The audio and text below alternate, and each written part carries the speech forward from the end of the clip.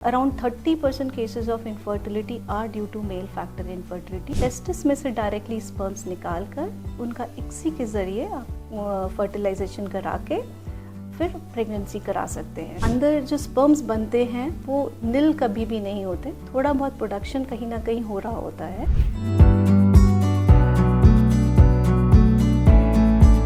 नमस्कार, मैं doctor Nidhi Sharma, consultant gynaecologist and IVF specialist हूँ और मैं पिछले 18 सालों से जिंदल आईवीएफ सेंटर चंडीगढ़ में काम करती हूँ। मैं आज आपको थोड़ा मेल इनफर्टिलिटी के बारे में बताना चाहूँगी, क्योंकि मेल इनफर्टिलिटी एक इनफर्टिलिटी का बहुत इम्पॉर्टेंट कारण है जिसे अक्सर हम इग्नोर कर जाते हैं। Around 30% cases of infertility are due to male factor infertility, मतलब 30% केसेस में मेल्स में कुछ ना कुछ प्रॉब्लम होती है और जिसको हम अगर ट्रीट ना करके चलें तो इनफर्टिलिटी फिर प्रोलॉन्ग्ड रह जाती है। इसका हमें पता कैसे चलता है? मेल इनफर्टिलिटी के लिए हमें सबसे पहले मेल्स को सीमन एनालिसिस का टेस्ट कराना होता है। WHO के सीमन पैरामीटर्स के अनुसार अगर सीमन काउंट 40 मिलियन से ज़्यादा है या 15 मिलियन पर ml से ज़्यादा है और अगर मोटिलिटी 40% से ज़्यादा है तो उसे हम नॉर्मल मानते हैं, लेकिन अगर इससे कम है तो फिर नेचुरल प्रेगनेंसी होने के चांसेस थोड़े कम हो जाते हैं और ऐसे में आपको किसी आईवीएफ स्पेशलिस्ट या इनफर्टिलिटी स्पेशलिस्ट से मिलना चाहिए जो इस चीज़ का आपको कारण बता सके, उपाय बता सके। अब ये सीमन कम होने के या मेल इनफर्टिलिटी होने के क्या रीजंस हैं? बेसिकली इसके रीजंस को हम 3 भागों में डिवाइड कर सकते हैं।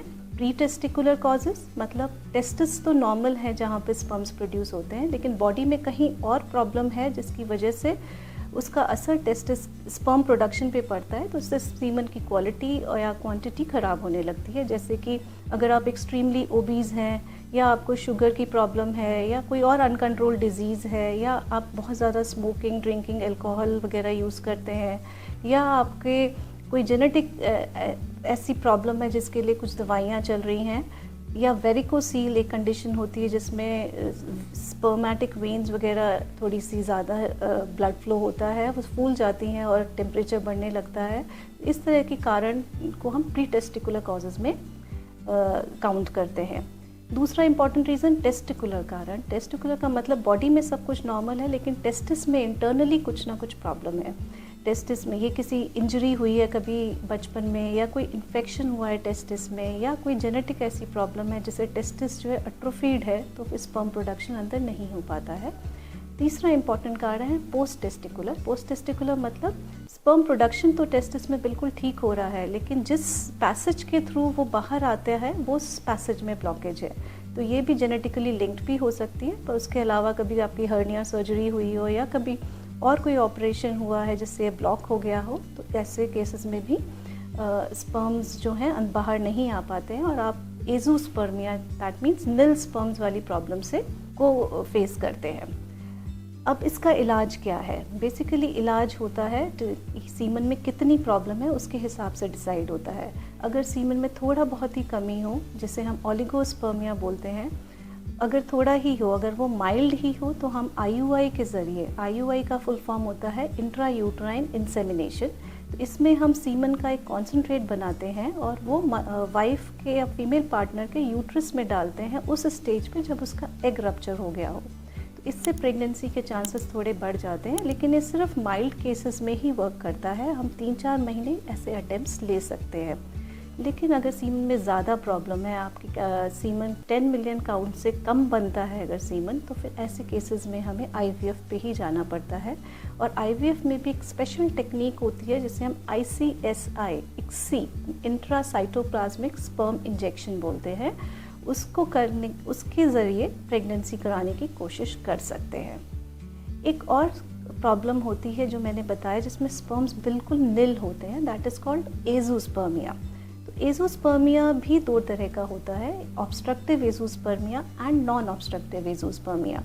ऑब्स्ट्रक्टिव का मतलब है कि स्पर्म्स अंदर प्रोड्यूस तो ठीक हो रहे हैं लेकिन वो किसी वजह से बाहर नहीं आ पा रहे हैं, पैसेज में ब्लॉकेज होने की वजह से। तो ऐसे केसेस में हम टेस्टिस में से डायरेक्टली स्पर्म्स निकाल कर उनका इक्सी के ज़रिए फर्टिलाइजेशन करा के फिर प्रेगनेंसी करा सकते हैं। दूसरा होता है नॉन ऑब्स्ट्रक्टिव एज़ोस्पर्मिया। ये कई बार बॉडी में हार्मोन डेफिशिएंसी की वजह से भी होता है, जिसे हम हाइपोगोनाडोट्रोपिक हाइपोगोनाडिज्म बोलते हैं। तो ऐसे में हम एक लॉन्ग टर्म इंजेक्शन थेरेपी देकर टेस्टिस के अंदर स्पर्म्स का प्रोडक्शन स्टिमुलेट करा सकते हैं और फिर अकॉर्डिंगली IUI या IVF या ICSI के ज़रिए प्रेगनेंसी करा सकते हैं, डिपेंडिंग अपॉन कि कितना प्रोडक्शन स्टिमुलेट हो पा रहा है। अगर आपके हार्मोन बॉडी के नॉर्मल हैं और पैसेज भी ब्लॉक नहीं है, ऐसे केसेस में भी अंदर जो स्पर्म्स बनते हैं वो नील कभी भी नहीं होते, थोड़ा बहुत प्रोडक्शन कहीं ना कहीं हो रहा होता है। तो ऐसे में हम माइक्रोस्कोपिकली टेस्टिस के अंदर से वो एरियाज ढूंढ कर वहाँ से स्पर्म्स निकालने की कोशिश कर सकते हैं, जिसे हम माइक्रोस्कोपिक टेस्टिकुलर स्पर्म एक्सट्रैक्शन बोलते हैं, और ICSI के ज़रिए प्रेगनेंसी करा सकते हैं। तो इसलिए अगर आप मेल इनफर्टिलिटी से पीड़ित हैं तो आपको एक इनफर्टिलिटी स्पेशलिस्ट पे जाके अपना कंप्लीट असेसमेंट कराना चाहिए। आपके स्पर्म क्वांटिटी क्वालिटी के आधार पर आपको इनफर्टिलिटी स्पेशलिस्ट आपको सही राय देंगे कि आपके लिए क्या चीज़ वर्क कर सकती है। और इसके बारे में अगर आप और डिटेल में जानना चाहते हैं तो आप मुझसे कभी भी जिंदल IVF सेंटर में आके मिल सकते हैं या टेलीफोनिकली डिस्कस कर सकते हैं। Thank you.